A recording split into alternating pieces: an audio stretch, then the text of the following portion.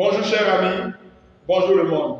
Aujourd'hui pour une nouvelle vidéo en physique, notamment sujet type bac corrigé de la zone 1, cocody. Dans cette vidéo, je me but de vous apprendre à faire des projections, à savoir comment manipuler un exercice de oscillation mécanique, un exercice de centre d'inertie et un exercice de changer. Je vous conseille d'adhérer à la formation baccalauréat. Sachez bien que je débute le prépa bac ce 18 mai. Sachez bien que l'inscription du prépa bac est de 20 000 francs. Pour plus de renseignements, je vais mettre mon numéro en dessous. Mais vous retenez que j'ai le 05 44 71 31 16. 05 44 71 31 16. Le deuxième numéro est le 05 75 93 03 05. Je répète le deuxième numéro 05 75 93 03 05. Alors, à présent, chers amis, nous allons corriger un sujet type bac.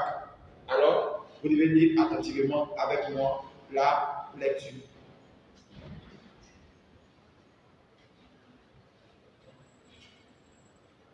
Oscillation, changer, centre d'inertie, prépa bac.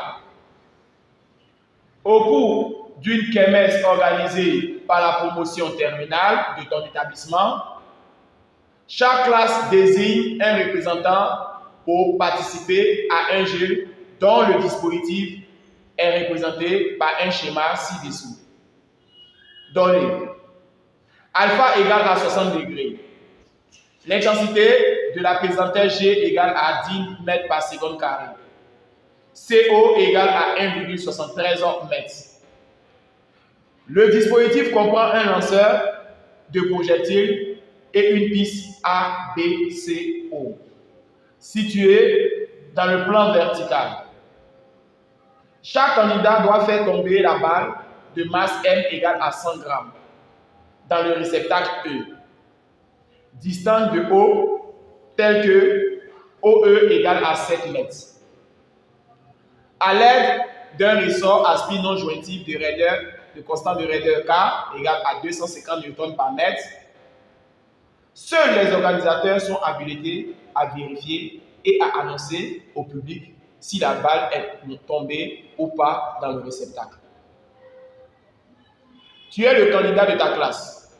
Pour cela, la balle étant accrochée à l'extrémité libre d'un ressort, au point B, tu comprimes le système ressort plus balle jusqu'au point A, d'une longueur A égale à 20 cm. Puis, l'ensemble est lâché sans vitesse initiale. Le projectile se détache du ressort au point B, arrive au point C avec une vitesse VC. Aborde la partie rectiligne CO inclinée d'un angle alpha par rapport à l'horizontale. Et quitte la piste au point O avec une vitesse V0. La balle est assimilée à un point matériel et les forces de frottement le long du trajet et l'action de l'air sont négligées. Chers amis, nous avons ici un très bon sujet à résoudre.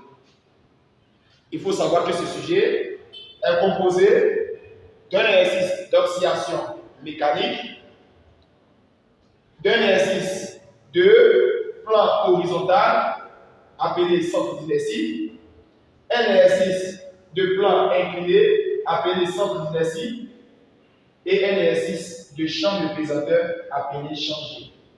Le but de cet exercice est de vous apprendre à savoir répondre à la dernière question qu'il demande. Est-ce que la balle tombera dans le réceptacle?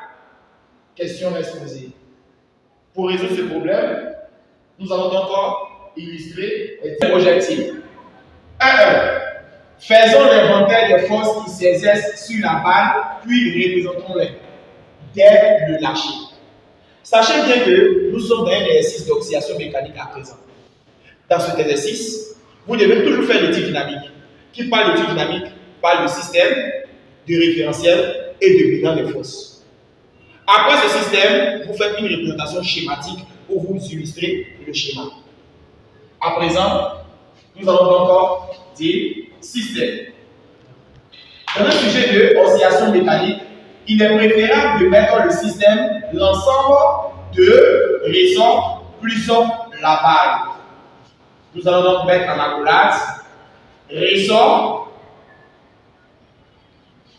plus balle. Une fois nous avons donné cette information, nous allons donc parler du référentiel. Le référentiel, c'est le dit terrestre supposé galiléen. Le bilan des forces. Lorsqu'on ne comprime pas, sachez qu'il existe deux forces. Mais lorsque on désire comprimer, impérativement, trois forces. Nous allons donc répondre à cette information. Lorsque on comprime, il existe trois forces. Lorsqu'on ne comprime pas et on ne fait pas d'action, c'est sa position d'équilibre, il existe deux forces. Chers amis, l'on a demandé de faire l'inventaire des forces qui s'exercent sur la balle pour les représenter dès qu'on lâche. Et si on lâche, il est obligatoire de mettre la troisième force appelée la tension du ressort. Nous allons encore donner plusieurs informations dans le sujet. On aura P, le poids de la balle. R, la réaction du plan. T, la tension du ressort. Une fois que c'est fait, nous allons encore faire la représentation schématique. Pour cela, nous allons donc donner cette information. Représentation schématique.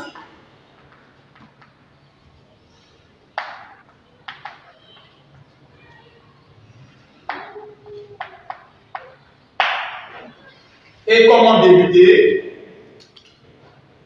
Nous quittons à présent sur le point de B pour trouver A. Nous quittons de B au profit de A.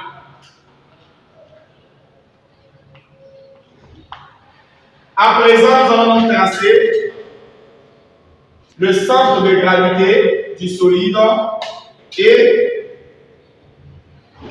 respecter les consignes, ce qui signifie que le poids doit être perpendiculaire. La réaction doit être aussi perpendiculaire au support. Étant donné que l'on a comprimé, le geste appelé comprimer, c'est de pousser la balle pour aller au point B. Si vous poussez la balle pour aller au point B, si vous laissez, où la tension va se diriger après ce geste, la tension se dirigera dans le sens de X. Et pourquoi? Parce que je viens d'effectuer une compression. Ce qui signifie que si je lâche, la tension va aller dans le sens. Nous allons encore prendre l'information à partir de l'endroit où vous voyez la dernière fois cette information-là et vous tracez. L'on obtient par la suite la tension. Nous allons donc remarquer les différents points de notre sujet. La tension serait située donc ici. Le poids va partir à partir du centre de gravité, quant à la réaction à partir du support. Nous avons donc appris à l'élève à savoir représenter le poids, la tension et la réaction. À présent, nous allons donc passer à la prochaine question. 1-2. En appliquant la conservation de l'énergie mécanique entre A et B, montrons que l'expression de la vitesse VB de la balle à son passage au point B est VB égale à A racine de K sur N. Comment procéder? Qu'est-ce que l'on appelle variation de l'énergie mécanique? La variation de l'énergie mécanique existe si seulement si les forces de frottement sont négligeables. Alors, nous allons donc signifier l'information. Les forces de frottement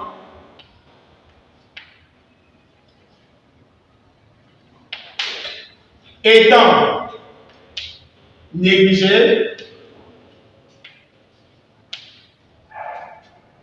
sur tout le trajet,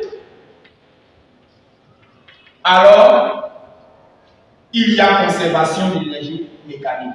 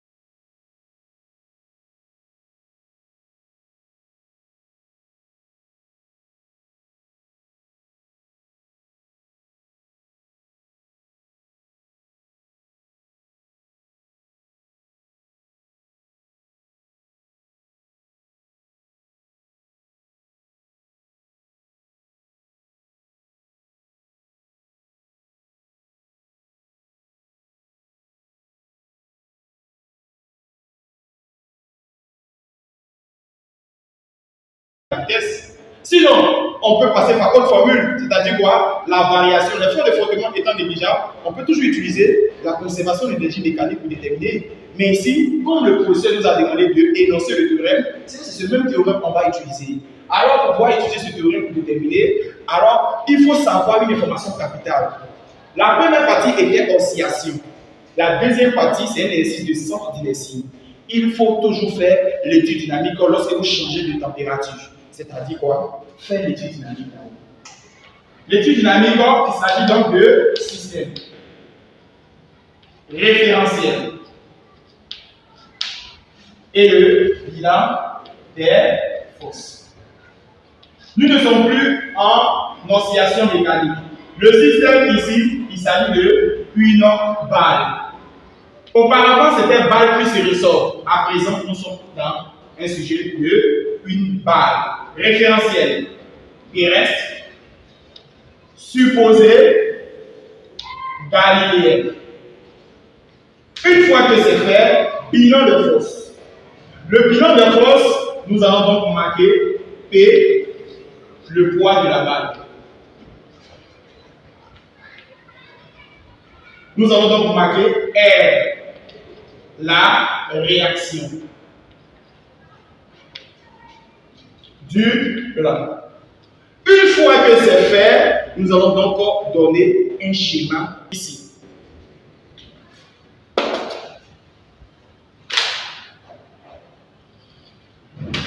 Entre B et le point C, matérialiser le solide, représenter le poids. Après le poids, représenter la réaction. Dans cette partie, l'on a signifié qu'il n'existe pas de force de frottement tout le long du trajet. Une fois que c'est fait, voici donc les deux forces utilisées. Alors à présent, qu'est-ce que nous devons faire? Appliquer le théorème de l'esthétique de B vers C. Appliquons le théorème de l'énergie cinétique entre B et C. Une fois donné comme information, nous pouvons donc dire la variation de l'énergie cinétique de B vers C est égale à la somme des travaux des forces extérieures. De B vers C. On aura d'abord énergie cinétique de C moins énergie cinétique de B égale à travail du poids plus travail de R. Nous allons donc donner toutes les informations que nous connaissons. L'énergie cinétique de C va s'appeler donc 1 demi de MVC carré. L'énergie cinétique de B va s'appeler 1 demi de MVB au carré. L'énergie, le travail du poids, étant donné que nous sommes sur une droite, travail du poids est égal à 0. Travail de R est égal à 0. Et signifier que P et R sont perpendiculaires au déplacement appelé ici BC. Une fois que c'est fait, nous allons donc avoir 1 demi de MBC moins 1 demi de MVB carré égale donc à 0. On aura 1 demi de MVC carré moins ou bien égal à 1 demi de MVB carré. Du coup, l'on peut tirer tout en simplifiant 1 demi, on aura donc VC qui est égal à VB. Sachant que notre valeur de VB étant trouvée dans la question précédente, nous allons donc dire que ça fait 10 mètres par seconde. À présent, nous avons donc terminé cette question. Déduisons-en la nature du mouvement de la balle entre B et C. Si deux vitesses sont identiques, nous sommes sur une trajectoire rectiligne. Le mouvement est appelé donc mouvement rectiligne uniforme. Nous allons donc donner une information capitale. Étant donné que VC est égal à VD et la trajectoire est rectiligne.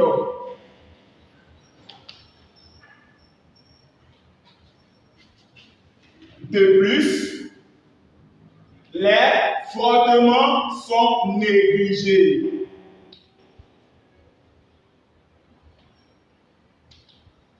Et si les frottements sont négligés, alors la valeur de l'accélération est nulle. L'accélération est nulle. Ce qui sous-entend que la valeur de A est égale à 0 mètres par seconde carré. Du coup, nous pouvons parler de mouvement rectiligne uniforme, simplement. Donc, le mouvement est rectiligne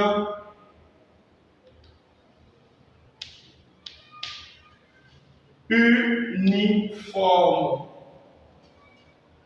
Parce que vitesse VC égale à VB et l'accélération égale à 0 mètres par seconde carré. Chers amis, j'espère que vous avez donc très bien compris. Nous allons donc poursuivre. 2.4. Montrons que la vitesse de la balle au point O est V0 égale à 8,36 mètres par seconde. Chers amis, nous sommes désormais à présent sur un plan incliné. Nous avons donc fini un plan horizontal. Qu'est-ce que vous devez faire? Une personne qui veut résoudre un exercice de plan incliné doit obligatoirement faire l'étude dynamique. À quoi consiste l'étude dynamique? De définir le système, de définir le référentiel et de donner le bilan de force. Puis faire une représentation schématique. Nous allons donc dire système.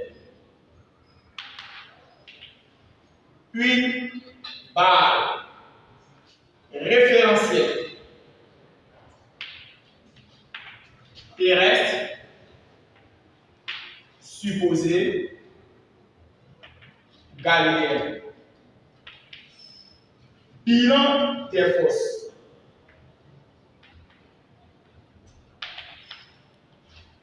Ici, on a le poids de la balle. L'on a la réaction du plan. Sur tout le parcours, il n'existe pas de force de frottement. À présent, nous allons donc faire une représentation schématique.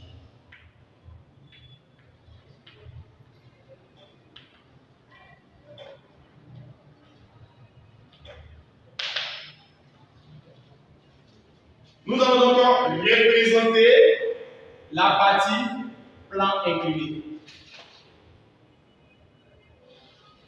Mais à présent, notre angle appelé alpha. Matérialiser le point matériel par un cercle. Tracer le centre de gravité. Positionner le poids de tel angle perpendiculaire à ce support-là.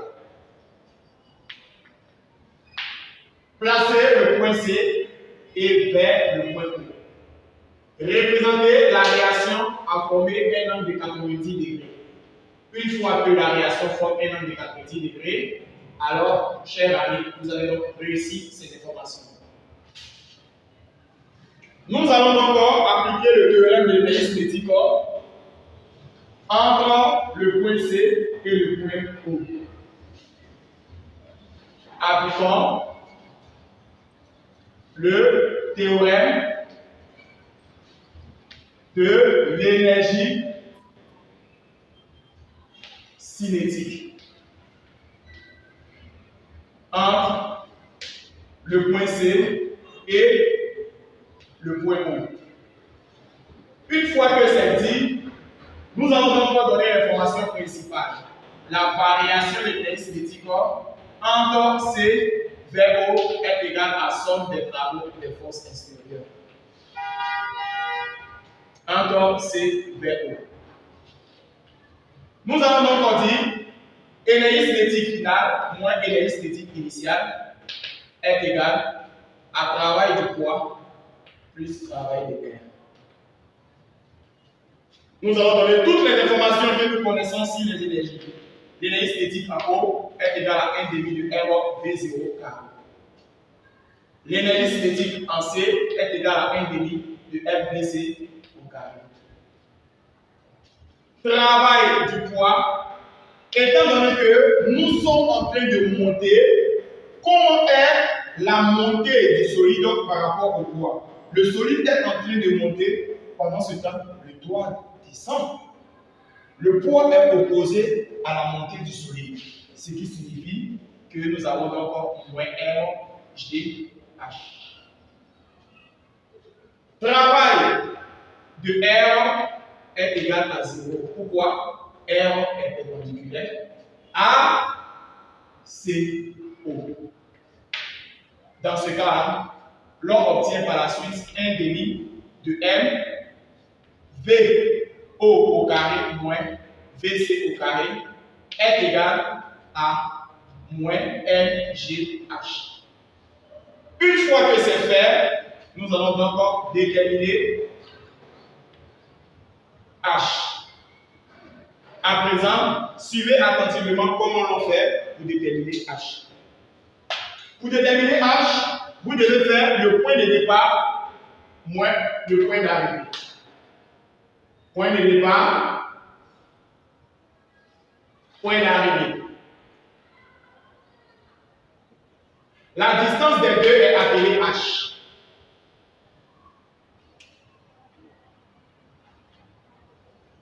Comment est H par rapport à l'angle?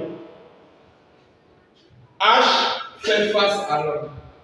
Nous allons donc dire, lorsque ça fait face, on utilise sinus. Sinus est égal à côté opposé sur l'hypoténuse. Nous allons donc écrire côté opposé sur l'hypoténuse. L'hypoténuse est la plus grande distance de ce triangle. Alors, sinus est égal à côté opposé. Le côté opposé porte le nom de H sur l'hypoténuse. L'hypoténuse est la plus grande distance de ce triangle. Alors, chers amis, quelle est la plus grande distance de ce triangle? À présent, nous voyons clairement que ce qui est tracé à jaune est la plus longue distance de ce triangle. À présent, nous allons encore dire qu'il s'agit bel et bien de CO. Alors, nous allons tirer H. H serait donc égal à CO sinus alpha. Partout où l'on voit H, nous allons donc remplacer par CO sinus alpha. L'on aura donc 1 demi de M V0 au carré moins VC au carré est égal à moins MGH. Et remplacer ce H par cette valeur. 1 demi de M V0 au carré moins VC au carré égale à moins MG et remplacer le H par CO sinus alpha. Nous allons donc faire passer 1 demi tout en simplifiant le M. On aura donc V0 au carré moins VC au carré égale et 1 demi va multiplier ici. On aura moins 2 GCO sinus alpha. Et cette information-là va passer après au départ. Les M se sont simplifiés, chers amis. Vous allez donc avoir V0 qui est égal au carré à VC au carré moins 2GCO sinus alpha. Dans ce cas-là, nous avons donc V0 égale à racine carrée de VC au carré moins 2GCO sinus alpha. Par la suite, Lors de l'application numérique, il suffit de remplacer chaque terme par sa valeur. C'est dans ce cas-là que l'on peut trouver l'information 8,37. Comment procéder? Application numérique. V0 serait donc égal à la racine de VC. VC dans le sujet, lors du calcul, VC est égal à VB, ce qui va donner 10 au carré, moins 2 fois 10 fois 1,73 multiplié par sinus 60. Dans ce cas-là, l'on trouve 8,36 mètres par seconde.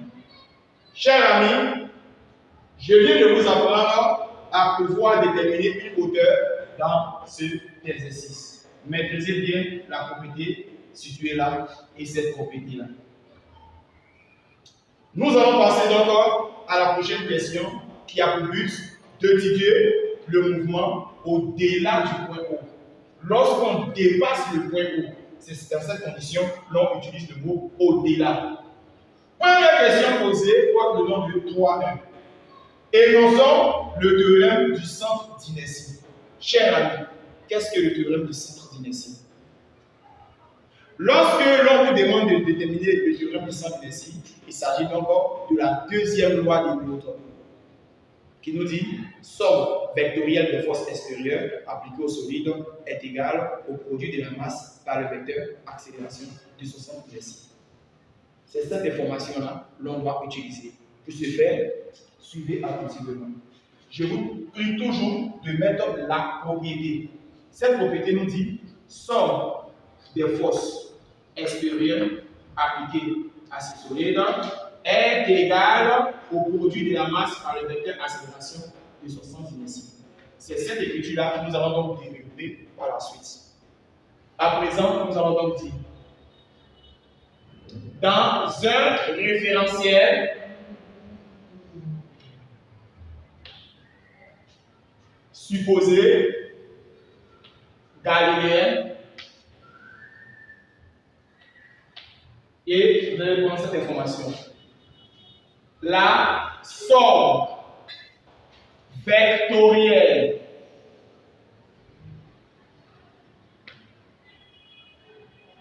des forces extérieures appliquées à ce système est égal au produit de la masse par le vecteur accélération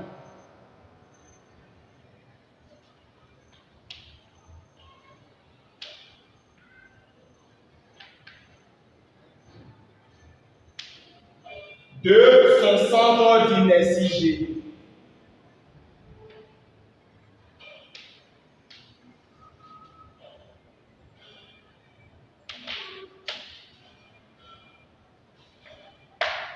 Chers amis, ce que vous venez de donner porte le nom de énonciation du théorème de centre d'inertie.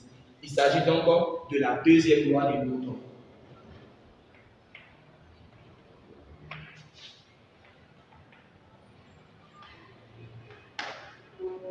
À présent, nous allons donc rentrer dans le champ de pesanteur appelé changer. Nous allons donc répondre à la question 3D. Établissons les équations horaires XDT et YDT du mouvement dans le repère OIJK. Pour commencer un exercice de changer, il faut regarder d'abord le repère pour commencer. Une fois que vous avez donc ciblé le repère, vous appliquez le théorème de centre d'inertie pour pouvoir déterminer l'accélération. Mais étant donné que le sujet de changer peut ne pas être le sujet du centre d'inertie, alors, dans ce cas-là, vous êtes obligé de faire l'étude dynamique.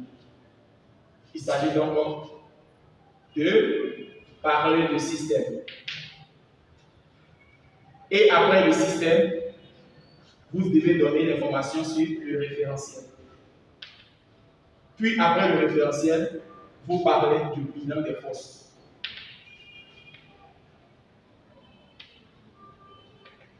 Une fois que cette information a été traduite, le système est appelé bilan par le référentiel terrestre supposé galiléen.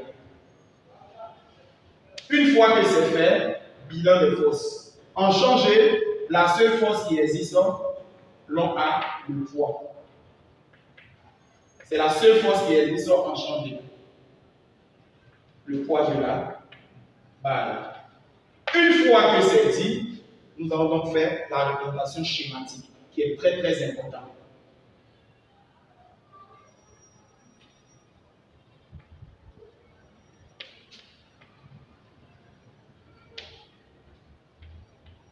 Dans ce cas-là, nous allons donc représenter le schéma avec toutes les informations que nous donnons ce schéma.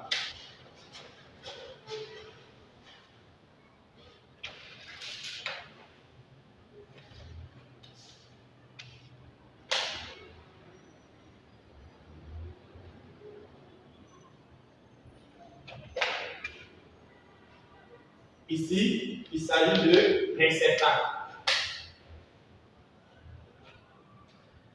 Nous avons donc ici X et il s'agit toujours du même axe X. Nous allons donc placer sur le schéma Y que le sujet nous a signifié.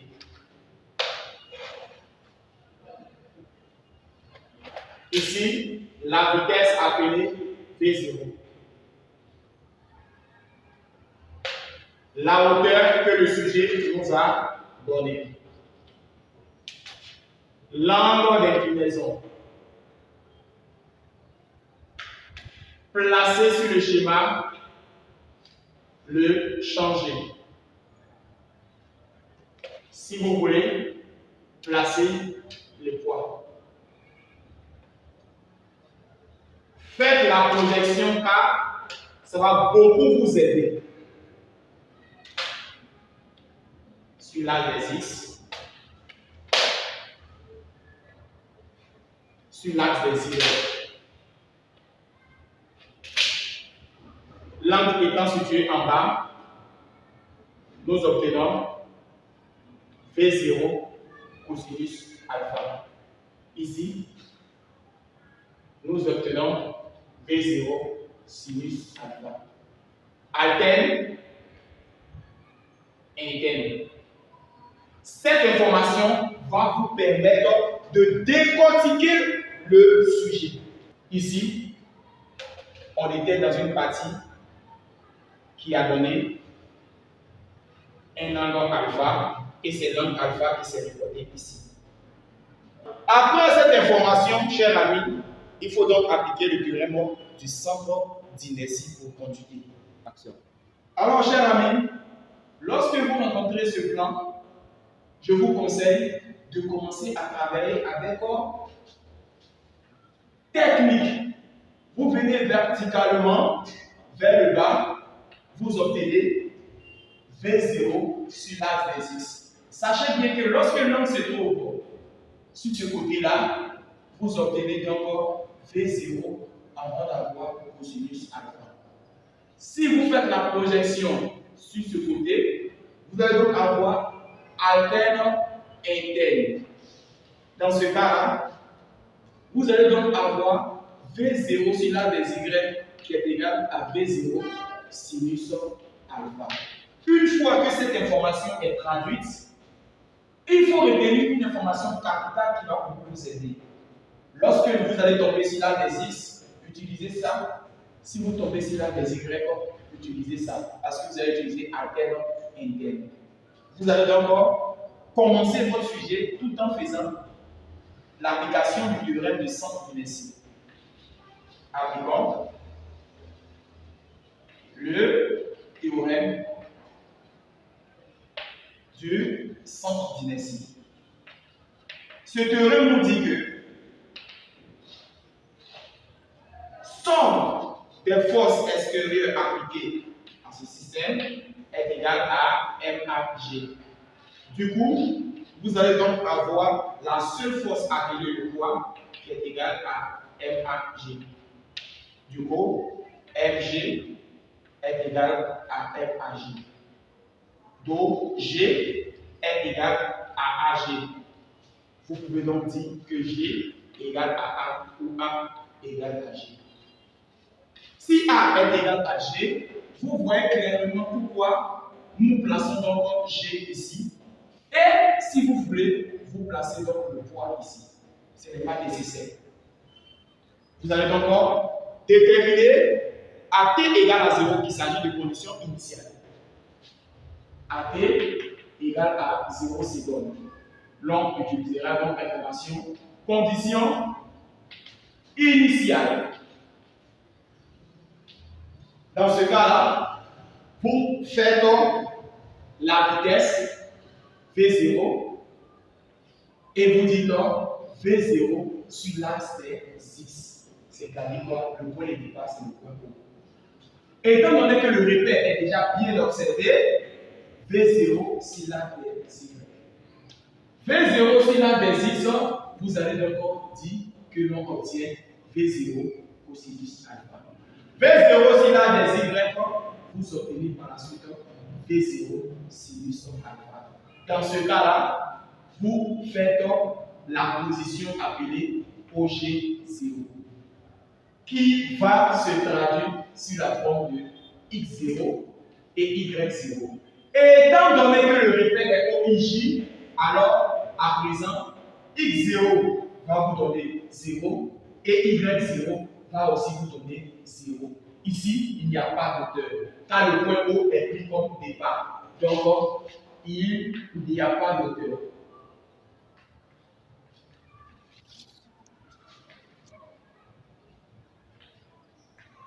Car le point O est pris comme départ.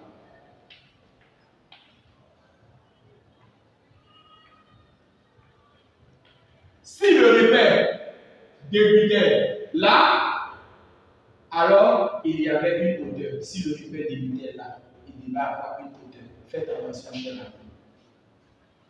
AT différent de 0 secondes. Dans ce cas-là, l'on utilisera comme information condition quelconque. Alors la condition quelconque est appelée AT différent de 0. Une fois, vous êtes obligé ici de parler de l'accélération. Nous allons donc avoir A sur l'axe des X, A sur l'axe des Y. Vous allez donc avoir V et V sur l'axe des X, V sur l'axe des Y. Vous allez donc avoir OG. Et ici, vous allez donc avoir X, Y. Pour cette information V, vous allez donc utiliser la propriété suivante. V égale à AT plus V0. Pour OG, vous allez donc utiliser la propriété OG égale à 1,5 de AT carré plus V0T plus OG 0. A, qui parle de A parle de G.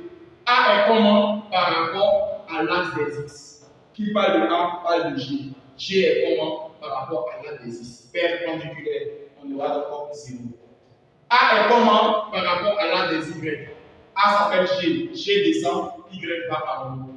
Ce qui signifie moins G. En utilisant la propriété, nous allons donc observer le A.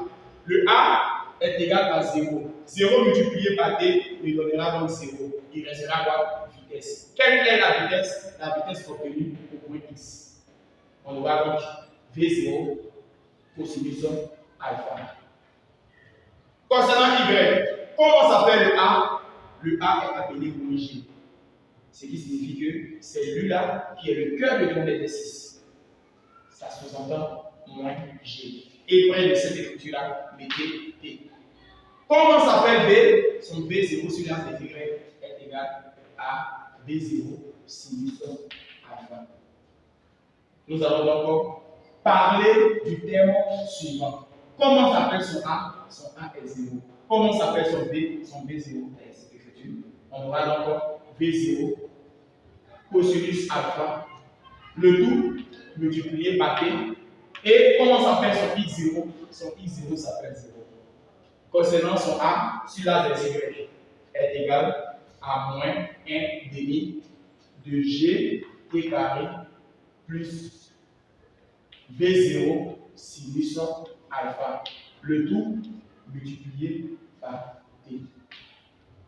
Son Y0 porte le nom de 0.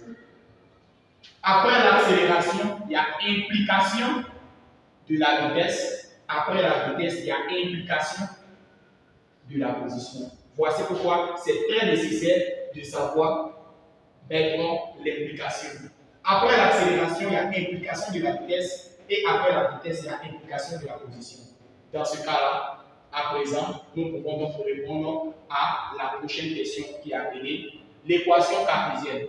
Pour faire l'équation cartésienne, vous venez dans l'équation à t différent de 0 et chercher une information principale. Numérotez l'équation ici, 1, et numérotez cette équation-là, 2. Vous perturbe. Pour ne pas que cette partie vous perturbe, maîtrisez à présent les équations que je vais vous donner. V de t égale à AT plus V0, sous-entend que si vous êtes en train de faire pour Vx de t, vous devez donc avoir AXT plus V0. Si vous êtes en train de faire pour Y, on aura Vy de t est égal à AYT plus V0. Ce V0-là va porter le nom de V0 sur l'axe des X. Ce V0-là va porter le V0 sur l'axe des Y. Vz de t est égal à AZ de t plus V0. Ce V0-là va porter le nom de Z. Voici comment l'on utilise pour pouvoir trouver ces différentes hypothèses. Étant donné que A n'existe pas dans la partie X, vous allez donc remarquer cette hypothèse-là. Étant donné que A existe sur la partie de Y, voici ce que nous allons trouver. C'est la même information que l'on a utilisée pour pouvoir remplir cette information-là. C'est-à-dire quoi? OG est égal à 1 demi de AT plus V0 et plus OG 0. Dans ce cas-là, on utilise la même hypothèse pour dire X de t est égal à 1 demi de AXT carré plus V0 XT plus X0. Si l'on le fait pour Y, on aura Y de t est égal à 1 demi de AYT carré plus V0 YT plus Y0. Si l'on le fait pour Z, Z de t égale à 1 demi de AZ de t carré plus V0 Z de t plus Z0. C'est cette écriture-là que l'on a utilisée pour pouvoir trouver cette équation. Alors, quelles sont donc les équations appelées X de t et Y de t? Nous allons donc dire les équations horaires X de t et Y de t sont X de t portera le nom de V0 cosinus alpha t. Quant à Y de t portera le nom de moins 1 demi de G t carré plus V0 sinus alpha t. À présent, chers amis, voici donc les équations horaires. Nous allons donc passer à l'équation cartésienne. Dans un anti P, on a évoque 1 vous suggère x égale à B0 cosinus alpha et vous tirez donc le t. T serait donc égal à x sur B0 cosinus alpha. Cette écriture que vous venez de trouver portera donc le nom de durée de chute. Si l'on vous demandait de calculer la durée de chute, vous devez donc utiliser cette propriété-là. Après, dans 1, quantité. Dans 2, on remplace T par sa valeur. On remplace T par sa valeur. Quelle est donc la valeur de T? Il s'agira de X sur V0 cosinus alpha. On obtient par la suite notre équation sur le nom de Y de X, car à l'intérieur il possède X. On aura moins 1 demi de G. Pour vous remplacer le X, le T par X sur V0 cosinus alpha au carré plus. Vous prenez encore l'écriture V0 sinus alpha et vous remplacez par X sur V0 cosinus alpha. Une fois que c'est fait, vous prenez vos 100 fois et ici, vous faites agir le carré sur le X. On aura donc 1 demi de G et ici X au carré sur le bas, V0 au carré cosinus carré alpha. Une fois que c'est fait, V0 va donc multiplier l'écriture qui est située ici. On aura donc X V0 sinus alpha sur V0 cosinus alpha.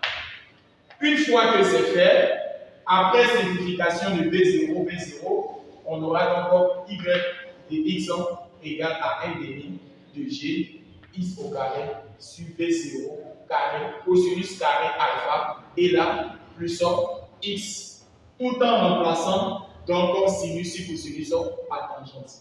Vous regardez bien d'abord l'affirmation. Vous avez donc dit or sinus alpha sur cosinus alpha est bel et bien notre écriture appelée tangente alpha. On aura donc par la suite y de x est égal et ici fait multiplier 1 fois g fois cette écriture là, on obtient moins g x carré sur et là l'on obtient v0 carré multiplié par 2 multiplié par cosinus carré alpha et plus ici vous mettez x tangente alpha. À présent, il est question de déterminer XE. Comment procéder? Pour déterminer XE, il fallait d'abord maîtriser le schéma imposé dans le sujet. Nous quittons donc à un point où la vitesse est appelée V0 et la hauteur ici est appelée H. Ici se trouvait donc le réceptacle. À présent, chers amis, est-ce que le réceptacle serait donc atteint? Comment répondre à la détermination de XE? Il faut savoir que le point ici est le point O et ici est le point E. On parcourt donc une distance appelée OE.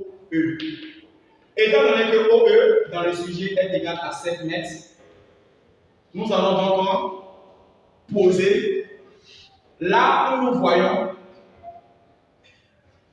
X. Nous allons donc remplacer X par XE. Et nous allons donc utiliser l'hypothèse suivante. X va s'appeler donc XE tout en disant que Y serait donc égal à moins H. Et pourquoi? Parce que l'endroit où O est par rapport à Y, par rapport à H est dans le sens opposé de O.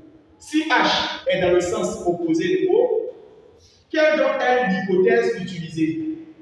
H n'est pas dans le même repère que O. O est situé dans le repère situé vers le haut, quant à H dans le repère vers le bas. Alors, il faut dire Y va s'appeler donc YE qui serait donc égal à désormais moins H. Dans ce cas-là, vous devez donc prendre votre équation cartésienne et dans l'équation cartésienne, remplacer toutes les valeurs appelées x par xe et poser que ye est égal à moins h. Comme h se trouve dans la partie inférieure du repère. Dans ce cas-là, on pose que YE serait donc égal à moins H si et seulement XE est égal à X. Nous allons donc prendre notre équation tout en disant moins G sur 2V0 carré cosinus carré alpha de XE au carré plus XE tangente alpha égale à moins H. Une fois que c'est fait, nous allons donc faire passer le moins H sur ce côté-là. On obtient par la suite donc moins G sur 2V0 carré cosinus carré alpha XE carré plus XE tangente alpha plus H égale à 0. Nous allons chercher à déterminer XE. Par quelle méthode passer pour déterminer XE? Par le discriminant. Alors, nous allons donc chercher la valeur appelée l'hypothèse située là et la valeur appelée l'hypothèse située là, tout en remplaçant chaque élément par sa valeur. On aura donc moins 10 sur 2 fois la vitesse V0 qui est 8,36 dans notre sujet, multiplié par cosinus de 60. Et la calculatrice doit être en degrés, n'oubliez pas. Ici, avoir XE au carré et là, avoir XE multiplié par tangente 60. La machine doit être en degrés. Et la hauteur du sujet, dans le sujet, il s'agissait de notre H. Et notre H du sujet portait le nom de OC sinus alpha, qui est bel et bien égal à 0. Chers amis, comment l'on a utilisé la valeur OC sinus alpha? On avait donc un plan incliné où le professeur avait donné un point de départ appelé C et un point d'arrivée appelé O. Nous avons donc un angle appelé angle d'inclinaison. Voici donc le côté appelé H. Nous allons donc reporter ce côté-là à obtenir une valeur appelée H. Comment est H par rapport à l'angle? C'est dans ce cas qu'on appelle la plus grande distance multipliée par l'angle sinus alpha. Pourquoi? Parce que H fait face à l'angle. Dans ce cas-là, à présent, nous allons donc remplacer OC et alpha par leur valeur. Dans ce cas-là, l'on obtient moins 10 sur 2 fois 8,36 au carré fois cosinus 60 au carré XE au carré plus XE tangente 60. Et là, OC dans le sujet est mentionné à l'aide de la lecture. OC est 1,73. On aura donc 1,73 multiplié par sinus 60 égale à 0. À présent, nous allons donc utiliser la calculatrice. Pour obtenir ces informations, vous êtes obligé de calculer le discriminant. Dans ce cas, on a discriminant est égal à b carré moins 4ac. A est égal à moins 0,286. On aura b qui est égal à 1,73. On aura c qui est égal à 1,498. Une fois que c'est fait, nous allons donc avoir discriminant b remplacé par sa valeur 1,73 au carré moins 4 fois a moins 0,286 fois le c qui est égal à 1,498 que vous pouvez donc donner 1,5. Le discriminant à 0, on a 2 racines doubles. Alors, si on a 2 racines doubles, dans ce cas-là, l'on utilise x2, 1 qui est égal à moins b, moins racine du discriminant sur 2a. Quant à xe, 2, qui sera donc égal à moins b, plus racine du discriminant sur 2a. Après avoir fini de mettre les formules, il faut donc passer au calcul. xe1 serait donc égal à moins b, le b étant positif avec le signe moins, on aura donc moins 1,73. Après cette information-là, on aura moins racine de discriminant. Or, la racine de discriminant donne 2,17. Dans ce cas-là, nous allons donc mettre 2 multiplié par a. Étant donné que a est négatif, notre réponse donnera xe1 et nous allons donc effectuer le calcul. Une fois que nous effectuons le calcul, nous trouvons par la suite 6,818. 6,818. Lorsque vous finissez de trouver 6,818, alors étant donné que c'est positif, il s'agit donc d'une distance. Le deuxième, vous pouvez ne plus calculer car ce deuxième serait inférieur à 0. Lorsque une distance est positive, nous allons mettre en mètres. Lorsque la distance est négative, on appelle cela l'abscisse. Nous allons suivre. Alors à présent, nous avons donc dit que ICE est égal à 6,818 mètres. Alors, nous allons donc répondre à la préoccupation qui était de savoir si le jeu est gagné. Nous avons d'abord dit si le jeu était gagné, la distance devait porter le nom de OE et cette distance-là devait être égale à 7 mètres. Si le jeu est gagné, alors XE doit être égal à OE. Or, OE est égal à 7 mètres d'après l'énoncé. Nous allons donc comparer XE à OE. Alors, XE, nous allons donc trouver 6,818 et OE est égal à 7 mètres. Chers amis, lorsque l'on vous demande de comparer, n'arrondissez pas. Parce que si vous arrondissez, on aura donc la même valeur. Ici, vous avez donc ICE et là OE. Vous remarquez que ICE est inférieur à OE. ICE est inférieur à OE. Ce qui sous-entend que le jeu est perdu et non gagné. Les organisateurs ont donc raison.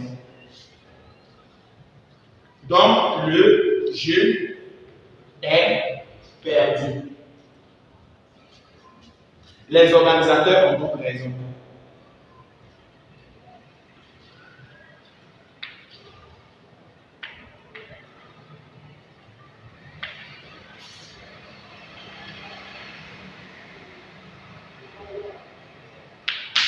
Alors, chers amis,